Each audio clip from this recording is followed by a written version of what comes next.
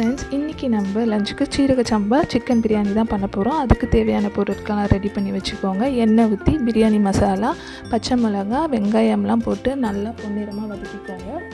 2 spoon இஞ்சி பூண்டு paste, 2 கைப்பிடி புதினா இலைகள் நல்லா வாஷ் பண்ணி எடுத்துக்கோங்க. அது நல்லா ஒரு 2 மினிட்ஸ் வதக்குங்க, நல்லா வதங்கிடும். அதுக்கப்புறமா 1 கப் தயிர்.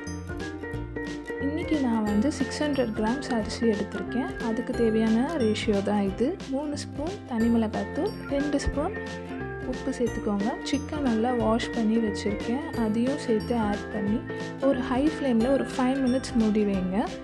இப்போது நான் இந்த ஸ்டேஜில் தான் நான் தக்காளி ஆட் பண்ணுவேன். இது டேஸ்ட் ரொம்ப நல்லாயிருக்கும், நீங்களும் கொஞ்சம் ட்ரை பண்ணி பாருங்கள். தக்காளி நல்லா வதங்கினதும் நம்ம சுடு தண்ணி ஆட் பண்ணிக்கலாம். சீரக சம்பா ரைஸ்க்கு 1க்கு 1.5 கப் இதுதான் தண்ணி ரேஷியோ. நான் ஆல்ரெடி 1/2 அன் ஹவர் அரிசி ஊற வச்சுட்டேன். நல்லா தண்ணி கொதித்து வரும்போது உப்பு காரம் பார்த்துக்கோங்க. சீரக சம்பா அரிசி நல்லா ஃபில்ட்ரு பண்ணி எடுத்துக்கோங்க, ஒரு துளி தண்ணி கூட இருக்கக்கூடாது. நல்லா கிளறி விட்டுட்டு 7 மினிட்ஸ் ஹை ஃப்ளேமில் வச்சு மூடிடுங்க. அப்புறமா லைட்டாக அரிசி மேலே தெரியும் பொழுது ஒரு வாட்டி திரும்பவும் கிளறி விட்டுட்டு ஸ்டவ்வை லோ ஃப்ளேமில் வச்சுருங்க. தட்டை போட்டு மூடிடலாம்.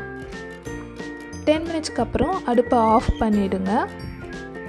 அதுக்கப்புறமா ஒரு 7 மினிட்ஸ்லலாம் நம்மளுக்கு பிரியாணி ரெடி ஆகிடும். சீரக சம்பான்றதுனால ரொம்ப நேரம் தம்லாம் நம்ம போட தேவையில்லை, சூப்பராக இருக்கும். நீங்களும் ட்ரை பண்ணி பாருங்கள்.